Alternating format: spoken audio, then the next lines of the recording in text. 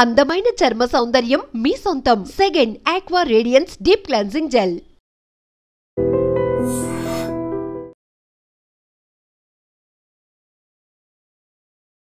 ప్రస్తుతం మనం టీఆర్ఎస్ భవన్ దగ్గర ఉన్నాం. సార్ ఎక్కడి నుంచి వచ్చారు సార్? నేను సిద్దిపేట నుంచి. సిద్దిపేట నుంచి. ఏం సార్ ఏమైతుంది అసలు? ఏంటిది ఏమైతుంది? అంత ఓకే అన్ని పుకార్లు అన్ని ముఖార్లు మకార్లు ఉన్నాయి. ఏం లేదు, అంత మంచి నడుస్తుంది పార్టీ. బ్రహ్మాండంగా గవర్నమెంట్ వస్తుంది. మళ్ళీ కేసీఆర్ ముఖ్యమంత్రి అవుతాడు, రేవంత్ రెడ్డి బిస్తా చదువుకుని ఇంటికి పోతాడు. అది ఓకే సార్. ఇంటర్నల్ పాలిటిక్స్ అసలు బీఆర్ఎస్ లో ఎప్పుడు కనిపించవు, మరి ఏమైంది సార్ ఇప్పుడు? ఏం కాలేదు, అంత మంచిగా ఉన్నది. మీరే చేస్తారు, మీడియాలో చేస్తున్నారు, మనం అంత మంచిగా ఉన్నాం. అదేం సార్ మీ కవిత అంత మంచిగా ఉన్నాం, అందరు మంచిగా ఉన్నారు. Okay sir, okay. కవిత గారు మాట్లాడినారు కదా, గాడ్ అంటుంది కొన్ని తప్పులు అవగతకులు చెప్పింది. తప్పేముంది అలా చెప్పిందంటే తప్పు లేదు. కోవట్లు అంటే ఉంటారు కదా పగబంటలు, ప్రతి పార్టీలు ఉంటారు. ఇల్లు కాదు, బీజేపీలో ఉన్నారు, కాంగ్రెస్ ఉన్నారు, ప్రతి దాంట్లో ఉంటారు. బీఆర్ఎస్ లో కూడా ఉంటారు కొంతమంది మంచులు దొంగలు ఉంటారు. ఉంటే ఏమవుతుంది? సార్లేడా సారు గాడి గిఫ్ట్ మాకు అన్ని చూస్తాడని దయ్యాలు ఇట్లాంటి అన్ని కూడా అన్ని ఉంటాయి అన్ని సరిదిద్దుకుంటాడు. అంత మంచిగా నడుస్తుంది వ్యవహారం. ఏం బాధపడాల్సిన అవసరం లేదు. ఆయనకు అన్ని తెలుసు. ఇంత పెద్ద ఆంధ్ర తెలంగాణ అటువంటి ఉద్యమం దాంట్లో చూసినాడు. గీదో లెక్క ఆయనకు ఒక ఈ సమంత లెక్క కాదు ఇది. ఇప్పుడు కవిత గారి పక్కన ఎందుకు సార్ బీఆర్ఎస్ వాళ్ళు ఎవరు ఉంటలేరు? ఎందుకు ఉంటారు? అందరు ఉంటారమ్మా. వాళ్ళ కుటుంబంలో ఒక రక్తంలో ఒక బిడ్డనే ఆమె దూరం కాదు. ఏవో ఈ పుకారులు ఎందుకంటే లేపాలి, ఏదో ఒకటి హల్చల్ చేయాలి, పబ్లిక్ను మిస్గైడ్ చేయాలి, డైవర్స్ మైండ్ చేయాలి, పాలిటిక్స్లో పబ్బం కడుకోవాలి. కాంగ్రెస్ వాళ్ళది బీజేపీలో ఏతం. కానీ తను బాధతోనే చెప్పింది కదా, ఇంటర్నల్ గా నేను నా తండ్రికి రాసిన లేఖ గతంలో కూడా చాలా సార్లు రాసిన, ఇప్పుడు ఎందుకు బయటకు వచ్చింది? అరే చెప్తారమ్మా, ఇవో పార్టీలో ఇటువంటి వ్యవస్థలు వచ్చినప్పుడు, ఇటువంటి మార్గాలు వచ్చినప్పుడు చెప్తారు. మంచి చెడు అన్ని చెప్తారు. చెప్పినప్పుడు దాన్ని అడ్జస్ట్కొని పోలే, దాని మీద మీడియా పెట్టి ఇట్లా చేస్తున్నారు. ఆమె చెప్పిన పాయింట్స్ ఏంది? నాలుగు మంచి చెప్పింది, నాలుగు చెడు జరిగినాయి. ఇవి మంచి చేసుకో డాడీ, మంచిగా ఉంటుందని చెప్పింది. కొన్ని విషయాలలో ఈ ప్రాబ్లం ఉన్నది, ఇట్లా పోతుంది. స్టేజ్ మీద వరంగల్లో కూడా కొన్ని మంచిగా మాట్లాడని అది కూడా చెప్పింది. అన్ని మంచిగానే చెప్పింది. కానీ కాబట్టి కొన్ని ఉంటాయి, అవతలు ఉన్నప్పుడు సరిదిద్దుకొని పోతాం. దానికి ఏం బాధ లేదు మాకు. అవును సార్, నేను ఏమంటున్నా, మరి తండ్రికి యాక్సెస్ లేదా కవిత గారికి? ఇది ఎందుకు ఉండదమ్మా? అన్ని ఉంటాయి. కాకపోతే తండ్రికి ఎదురుగా నిలబడి మాట్లాడే కూడా కొంతమంది ఉండరు పిల్లలు. మన పిల్లలు కూడా చూడు వెనకకెళ్ళి చెప్తుంటారు, తల్లి తోటి లేకపోతే అన్నతోటి చెప్తారు. ఆమె డైరెక్ట్ చెప్పలేకపోతే చెప్పింది, దాంట్లో ప్రాబ్లం ఉంది. ప్రయారిటీ తగ్గింది. లిక్కర్ స్కామ్ జైలుకి వెళ్ళేసి వచ్చిన తర్వాత అసలు మీరు పట్టించుకుంటలేరు అనేది పెద్ద చర్చ. పట్టించుకున్నది లోపటి విషయం ఉంటుంది. ఎందుకంటే అందరిని పట్టించుకోవాలంటే కుటుంబ పాలన అంటారు, పట్టించుకోకపోతే ఇది అంటారు. అందు గురించి కొంత మైనస్ ప్లస్ నడుతుంది. ఉన్నాడు కదా మన god gift KTR, dynamic leader, పులిలాగా పని చేస్తుండు. హరీష్ రావు ఉన్నాడు, పనులు చేస్తున్నారు, నడవాలి, అన్ని నడుస్తూ ఉంటాయి.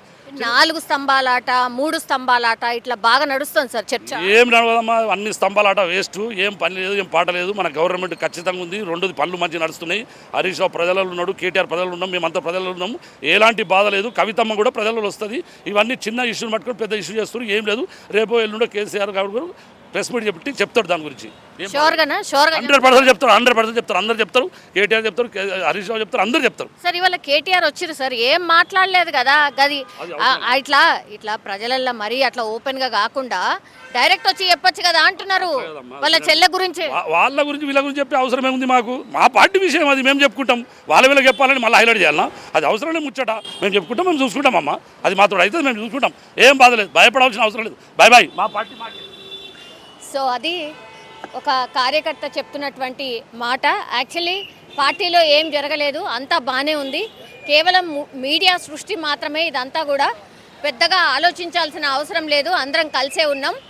హైప్ చేస్తున్నారు, అసలు అనవసరమైన విషయాల్ని హైప్ చేస్తున్నారు అన్నటువంటి మాట చెప్పారు. ఇవాళ కేటీఆర్ ప్రెస్ మీట్ ఏమో సబ్జెక్టే అసలు వేరా. అందరు ఏమనుకున్నారు అంటే జనరల్లీ కవిత గారు నిన్న మాట్లాడినటువంటి విషయం, అట్లాగే గతంలో మొన్న 2-3 రోజుల నుంచి కూడా ఈ లేఖ పెద్ద హల్చలైంది కాబట్టి దాని గురించి ఏమైనా మాట్లాడతారేమో అని అనుకున్నారు.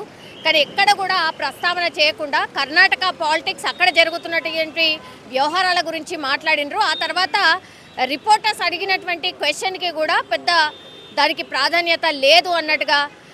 కానీ ఒక మాట అయితే అన్నారు, పార్టీలో జరగాల్సినటువంటి ఇంటర్నల్ చర్చని తీసుకొచ్చి బయట మాట్లాడడం అనేది కరెక్ట్ కాదు, అది ఎవరికైనా వర్తిస్తుంది, నాకైనా వర్తిస్తుంది అన్నటువంటి మాట చెప్పిండ్రు. అంటే చెప్పకనే చెప్పిండ్రు, తప్పు చేసిండ్రు, అట్లా లేఖ బయటకు రావాల్సింది కాదు, ఆర్ లేఖని ఇట్లా బహిర్గతంగా రాయాల్సింది కాదు అన్నటువంటి మాట చెప్తున్నారు. మొన్నటి వరకు ఒక చర్చ జరిగింది. అది ఏంటి అని అంటే యాక్చువల్లీ బీఆర్ఎస్ వాళ్ళే ఇంటర్నల్గా మేబీ ఈ లేఖని కంప్లీట్లీ వాళ్ళే అంటే కేసీఆర్ గారికి చేరినటువంటి లేఖని ఇంటర్నల్గా వాళ్ళే రిలీజ్ చేసిండ్రు అనేది ఒక చర్చ నడిచింది.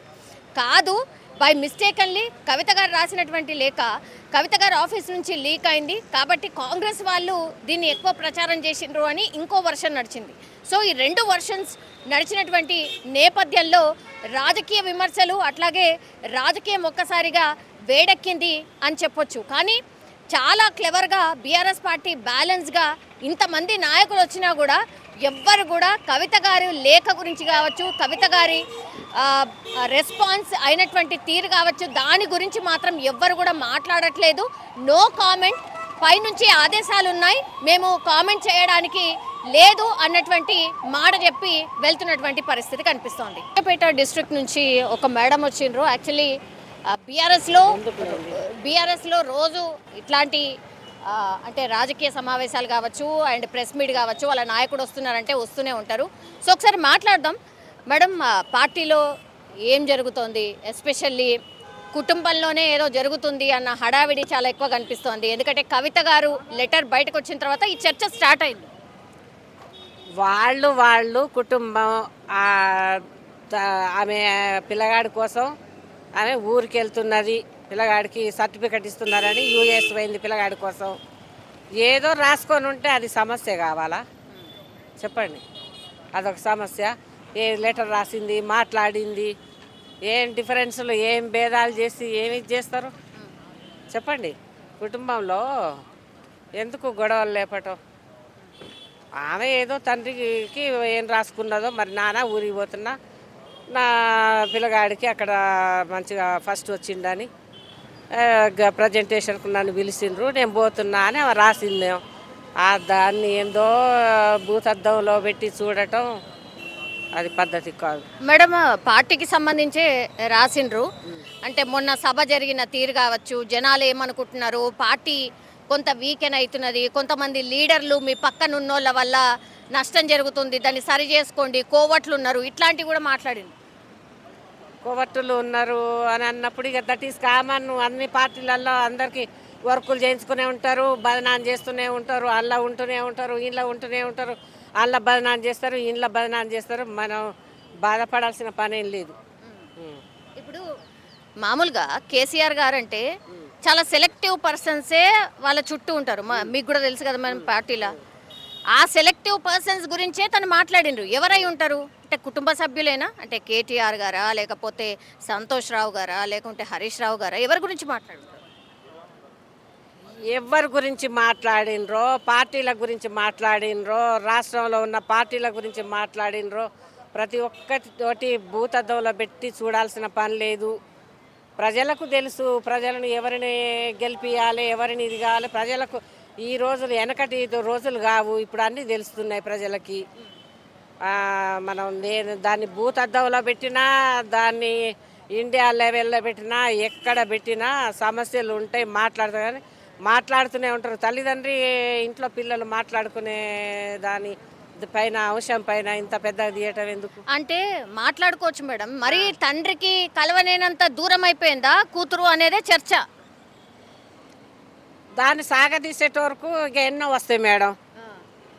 ఇప్పుడు నేను మాట్లాడను పోండి, ఏముంది మాట్లాడా అని అంటా అనుకోండి, మీరు ఇట్లా సంగతి అని చెప్తున్నారు, మాట్లాడుతున్నా, ఇక దాన్ని తీస్తుంటే అంటే ఇప్పుడు మీరు కాదు, ఏదైనా తండ్రి బిడ్డ మాట్లాడుకున్నా ఇదే, తల్లి కొడుకు మాట్లాడుకున్నా ఇదే, తండ్రి కొడుకు మాట్లాడుకున్నా ఇదే, అనుచరితో మాట్లాడినా ఇదే. అంటే మరి ఇదివరకు ఒక మిషన్ ఇది భగీరథుడు పైన ప్రపంచ దేవకన్య గంగాదేవిని భూదేవికి రప్పించినట్టు ఏంది అసలు? తెలంగాణ ఉద్యమం ఒకటే చేసిందా అంటారు, మళ్ళీ అట్లా చేసినా అది తప్పే. అందరు కష్టపడితే వచ్చింది, ఎక్కువ కష్టపడ్డాడు, ఎప్పటి నుంచో కష్టపడ్డాడు, పదవిని కూడా కోల్పోయిండు, మరి ఇది చేసిండ్రు సారు వచ్చింది. అదే పదవిని కోల్పోయిన తర్వాతనే కొట్లాట ఎందుకు, ఆధిపత్య పోరెందుకు, ఎందుకు ఇట్లా ఎవరికి పడతలేదు అనేదే చర్చ. ఇప్పుడు ఆధిపత్య పోర్ అనేది ఉండనే ఉండదు, దాన్ని వెడల్పు చేస్తున్నారు. ఆధిపత్య పోరు ఉండదు మేడం. ఇప్పుడు సీఎం ఎవరు కావాలి అనేది పెద్ద ఎత్తున చర్చ నడుస్తోంది. పదవి ఎవరికి ఉండాలి అంటే సీఎం పదవి ఒకవేళ మీ పార్టీ అధికారంలోకి వస్తే సీఎం ఎవరైతారంటే కేటీఆరే అవుతాడు, కవితకు ప్లేస్ లేదు అనేది చూపించే ప్రయత్నం చేస్తున్నారు అనేది ఒక చర్చ. ఇక అది కొంత వెయిట్ చేయాలి మనం. దానికి కూడా డౌట్ ఉందా? దాని డౌట్ కాదు మేడం, ఎవరైతే మంచిగా ఉంటారు ఇక అదంతా రానియండి, మేము మాట్లాడలేము. ఎందుకంటే ఇది ఏదో కావాలని దీన్ని ఇప్పుడు మీరు ఇక్కడ ఉండి మాట్లాడిస్తున్నారు. మరి వేరే చోటికి పోతే ఈమె కూడా అట్లా అంటుంది ఇట్లా అంటుందని దాన్ని బహిర్గతం చేస్తారు. మీరు మాట్లాడకుండా మాట్లాడినా దాన్ని పెద్దగా చేస్తారు మేడం. వచ్చే నాడే వస్తుంది, అయ్యే వాళ్ళే అవుతారు. ఎవరైతే మంచిగా మరి కానివ్వండి, రానియండి, మొదలు రానియండి, వెయిట్ చేద్దాం. మరి కవిత గారికి అంటే కవిత గారు డిఫరెంట్గా ఉద్యమాలు చేస్తున్నారు, తెలంగాణ జాగృతి తరఫున ఉద్యమాలు చేస్తున్నారు, కార్యక్రమాలు చేస్తున్నారు. అసలు మీ వాళ్ళు ఎవరు ఉంటలేరు, బీఆర్ఎస్ వాళ్ళు ఎవరు ఉంటలేరు ఆమె పక్కన అనేది చర్చ. కనిపిస్తలేరు కూడా, నిజంగా చర్చ కాదు. చర్చ అంటే బావిలో కప్పలు, ఎటు నీళ్ళు ఉంటే అటు నీళ్ళు దూకుతాయి. ఒకటి మాట్లాడాలంటే బావిలోని కప్పలు ప్రజలు ఎంత పెద్ద పదవిలో ఉన్నా ఇంట్లో ఊగొచ్చు, అందులో ఊగొచ్చు.